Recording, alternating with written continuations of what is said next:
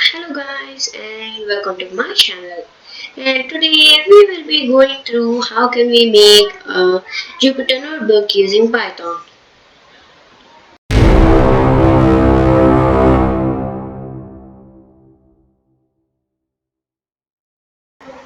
So what I need to do is let me just firstly close this old terminal and open my new one.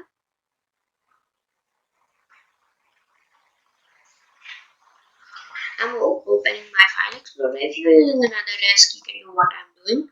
So I'm going to open my disk and the location where I want it.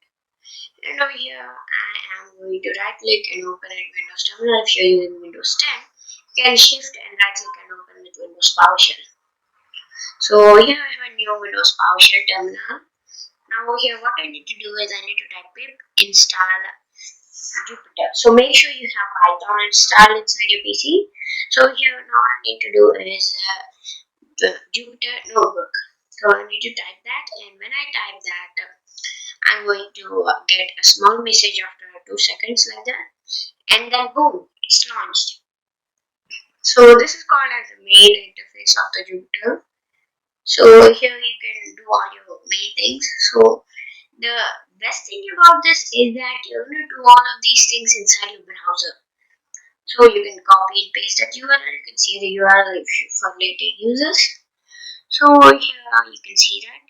So I can do anything. So I'm going to create a text file over here, and here type hi, I am Dhruv, or anything else.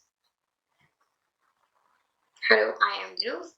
In my case, I'm gonna keep commas because I want to see convert it into a CSV format. So I'm gonna save it and edit the name as something dot CSV. So I'm gonna name it something and then just type CSV. Now see, you can see the CSV file has been created. So now let us create a Python notebook, Python file. So yes, we got it. Print hello. Shift enter and boom. So that's all for today, guys.